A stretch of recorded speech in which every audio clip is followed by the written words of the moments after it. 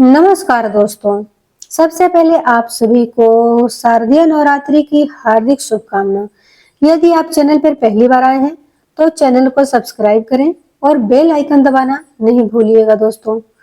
देवी भागवत महापुराण के प्रथम स्कंद का 18वां अध्याय में हमने सुना था सुखदेव जी के प्रति राजा जनक का उपदेश। अब 19वें अध्याय में हम सुनेंगे सुखदेव जी का व्यास जी के आश्रम में वापस आना, विवाह करके संतानोत्पत्ति करना तथा परम सिद्धि की प्राप्ति करना।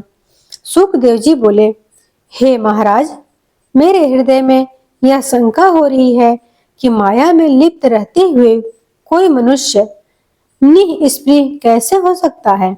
शास्त्र का ज्ञान प्राप्त करके नित्यानित्य का विचार करने पर भी चित्त से मोह नहीं दूर होता, तब भला वह मनुष्य मुक्त कैसे हो सकेगा।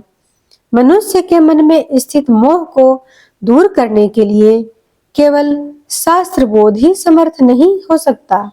जैसे केवल दीप जलाने की बात करने से अंधकार दूर नहीं होता, अतः बुद्धिमान मनुष्यों को चाहिए कि वे कभी किसी से द्वेष भाव न रखें, परंतु हे नृपश्रेष्ठ, गृहस्थ से वह कैसे संभव हो सकता है।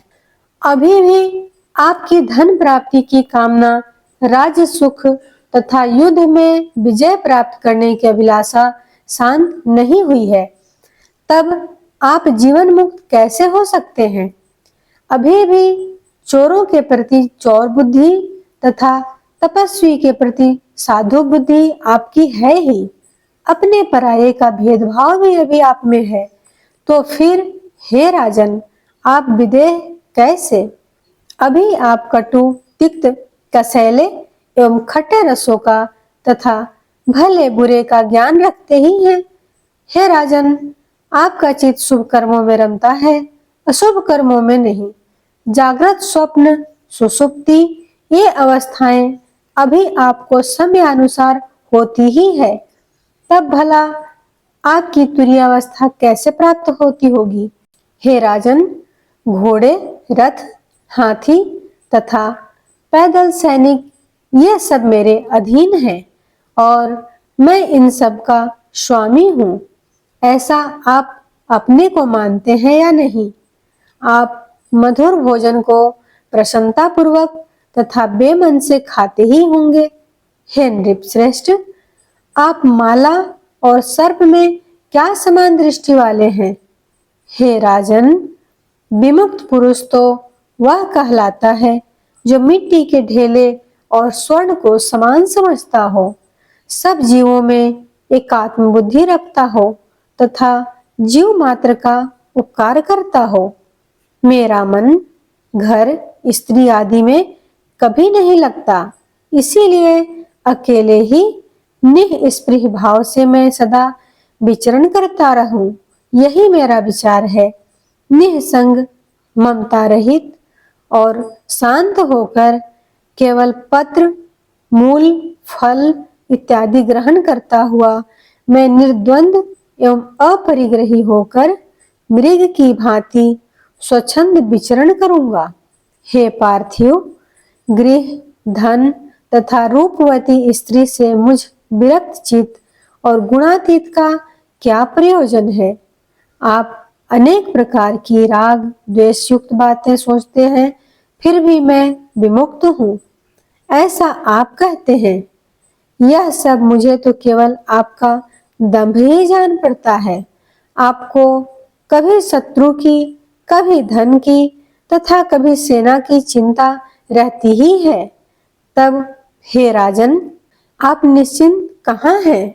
स्वल्पाहारी अटल व्रत वाले जो बैखानस मुनि हैं, वे इस संसार की अनित्यता को जानते हुए भी इसमें आसक्त हो जाते हैं।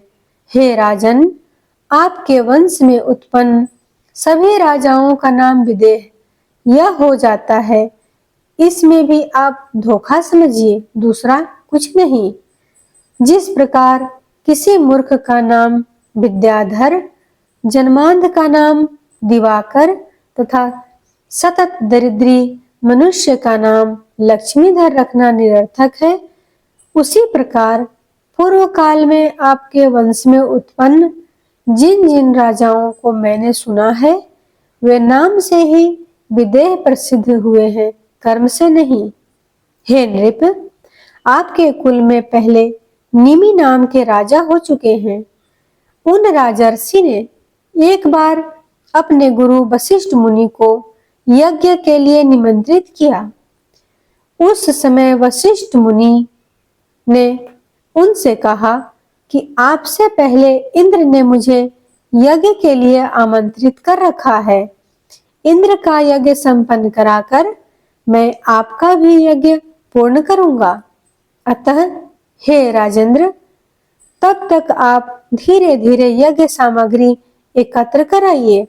ऐसा कहकर वशिष्ठ मुनि इंद्र का यज्ञ कराने के लिए चले गए और महाराज निमि ने किसी दूसरे को आचार्य बनाकर अपना उत्तम यज्ञ संपन्न कर लिया। यह सुनकर वशिष्ठ जी राजा पर अत्यंत क्रोधित हुए और उन्हें शाप देते हुए बोले, हे गुरु का परित्याग करने वाले, तुम्हारा शरीर नष्ट हो जाए। यह सुनकर महाराज निमि ने भी शाप दे दिया कि आपका भी शरीर नष्ट हो जाए। इस प्रकार वे दोनों एक दूसरे के शाप से नष्ट हो गए, ऐसा मैंने सुना है। हे राजेंद्र, विदेह होकर भी राजा ने अपने गुरु को स्वयं शाप क्यों दे डाला? हे नृपश्रेष्ठ, यह तो मेरे मन में परिहास जैसा प्रतीत हो रहा है। जनक जी बोले, हे विप्रवर, आपने ठीक ही कहा है, इसमें मिथ्या कुछ भी नहीं है, ऐसा मैं मानता हूँ। फिर भी आप मेरी बात सुने। हे विपेंद्र, गुरु व्यास जी मेरे परम पूज्य हैं। उन अपने पिता का साथ त्याग करके आप वन में जाना चाहते हैं। वहां भी तो मृग आदि पशुओं के साथ आपका स्नेह संबंध रहेगा ही, इसमें संदेह नहीं है। पृथ्वी, जल आदि महाभूत तो सर्वत्र ही विद्यमान है। तब आप निःसंग कैसे हो पाएंगे? और फिर हे मुने, भोजन आदि की भी चिंता रहेगी ही, तो आप निश्चिंत कैसे रहेंगे? जिस प्रकार आपको वन में दंड और मृग चर्म की चिंता बनी रहेगी, उसी प्रकार मुझ विचारशील राजा को भी राज्य संबंधी चिंता तो होगी ही। आप ही भ्रम में पड़कर यहाँ दूर देश में आए हैं। मुझे किसी प्रकार का विकल्प रूपी संदेह नहीं है, क्योंकि मैं तो सर्वथा निर्विकल्प हूँ। हे विप्र, मैं सुख से भोजन करता हूँ और सुख पूर्वक शयन करता हूँ। हे मुने, मैं बद्ध नहीं हूँ। इस भावना से मैं सर्वदा सुखी रहता हूँ। इसके विपरीत मैं बद्ध हूँ। इस शंका से आप सर्वदा दुखी ही रहते हैं। अतः आप इस शंका को छोड़कर सदा सुखी एवं स्वस्थ हो जाइए। यह शरीर मेरा है, यही बंधन का कारण है। यह मेरा नहीं है, ऐसा निश्चय ही मुक्ति है। यह गृह, संपत्ति, राज्य मेरा नहीं है, ऐसा मेरा दृढ़ निश्चय है। सूत जी बोले, महाराज जनक की बात सुनकर सुखदेव जी हर्षित हुए और उनसे आज्ञा लेकर व्यास जी के उत्तम आश्रम के लिए चल पड़े। व्यास जी ने अपने ज्ञानी पुत्र को आते देखकर सुख प्राप्त किया। उन्होंने सुखदेव जी को हृदय से लगाकर तथा उनका सिर सूंघकर उनकी कुशलता पूछी। सब शास्त्रों में कुशल एवं विद्या अध्ययन में तत्पर श्री सुखदेव जी अपने पिता के साथ उस रमणीय आश्रम में सावधान होकर रहने लगे। राज्य करते हुए महात्मा जनक की वह विदेहावस्था देखकर सुखदेव जी परम शांति को प्राप्त कर अपने पिता के आश्रम में ही स्थित हो गए। योग मार्ग में स्थित रहते हुए भी सुखदेव जी ने पितरों की पीवरी नाम की सौभाग्यवती सुंदर कन्या को पत्नी रूप में स्वीकार कर लिया। उन्होंने उससे कृष्ण, गौरप्रभ, भूरी और देवश्रुत नामक 4 पुत्र उत्पन्न किए। साथ ही उन प्रतापी व्यास सुत सुखदेव जी ने कीर्ति नाम की एक कन्या उत्पन्न करके उस कन्या का विवाह विभ्राज के पुत्र महात्मा अणु के साथ कर दिया। सुखदेव जी की कन्या से उत्पन्न अणु के पुत्र श्रीमान ब्रह्मदत्त हुए, जो बड़े प्रतापी ब्रह्मज्ञानी एवं पृथ्वी के रक्षक थे। वे कुछ समय के बाद देवर्षि नारद के उपदेश से और परम श्रेष्ठ ब्रह्म तत्व का ज्ञान पाकर योग मार्ग का आश्रय लेकर राज्य का भार अपने पुत्र को सौंपकर बद्री का आश्रम चले गए।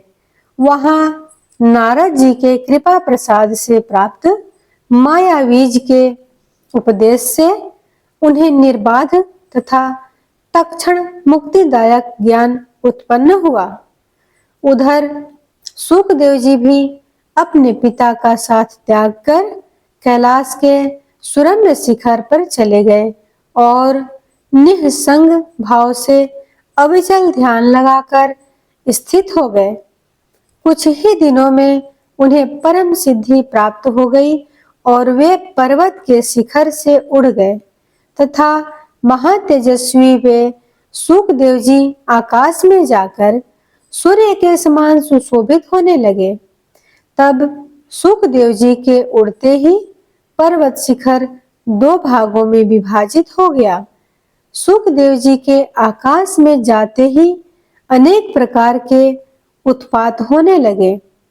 ऋषियों के द्वारा स्तुति किए जाते हुए वे सुखदेव जी अंतरिक्ष में वायु की भांति स्थित हो गए। वे अपने तेज से दूसरे सूर्य की भांति देदीप्यमान हो रहे थे। इसी बीच पुत्र के वियोग से व्यग्र होकर व्यास जी बार बार हा पुत्र कहते हुए उस पर्वत की चोटी पर पहुंचे जहां सुखदेव जी रहते थे। थके हुए व्यास जी को दीन भाव से करुण क्रंदन करते हुए देखकर सभी जीवों में साक्षी रूप से विद्यमान परमात्मा ने प्रतिध्वनि के रूप में उत्तर दिया। आज भी उस पर्वत के श्रृंग पर वैसी ही प्रतिध्वनि स्पष्ट सुनाई देती है। अपने प्रिय पुत्र सुखदेव के विरह में हा पुत्र कहकर विलाप करते हुए व्यास जी को शोक संतप्त देखकर साक्षात शंकर जी वहां आकर उन्हें सांत्वना देने लगे। हे व्यास जी, आप शोक मत कीजिए। आपके पुत्र श्रेष्ठ योगवेता हैं। उन्होंने अकृतात्माओं के लिए भी दुर्लभ परम गति प्राप्त कर ली है। अतः ब्रह्मज्ञानी सुखदेव के लिए चिंता नहीं करनी चाहिए। हे पवित्र आत्मा, सुखदेव के समान पुत्र के द्वारा आपकी महान कीर्ति हुई है। व्यास जी बोले, हे देवेश, हे जगतपते, मैं क्या करूं? शोक दूर नहीं हो रहा है। पुत्र दर्शन की लालसा वाले मेरे नेत्र अतृप्त हैं। महादेव जी बोले, अब आप अपने पुत्र की रमणीय छाया अपने पास सर्वदा विद्यमान देखेंगे। हे मुनिवर, हे परंतप, उस छाया को देखकर आप अपना शोक दूर कीजिए। सूत जी बोले, तदंतर व्यास जी ने अपने पुत्र सुखदेव की ओजस्विनी छाया देखी। उन्हें वरदान देकर शंकर जी वहीं अंतर ध्यान हो गए। महादेव जी के अंतर्निहित हो जाने पर व्यास जी भी अपने आश्रम को लौट गए। सुखदेव जी के वियोग में संतप्त होकर वे अत्यंत दुखी रहने लगे। इस प्रकार श्रीमद्देवी भागवत महापुराण के अंतर्गत 19वां अध्याय। आप 20वें अध्याय में सुनेंगे सत्यवती का राजा शांतनु से विवाह, तथा 2 पुत्रों का जन्म, राजा शांतनु की मृत्यु, चित्रांगद का राजा बनना तथा उसकी मृत्यु, चित्रवीर्य का काशी राज की कन्याओं से विवाह और क्षय रोग से मृत्यु, व्यास जी द्वारा धृतराष्ट्र, पांडु और विदुर की उत्पत्ति। तो चैनल को लाइक सब्सक्राइब करिएगा, कमेंट में जय माता दी लिखिएगा और शेयर करना नहीं भूलिएगा दोस्तों। जय माता दी।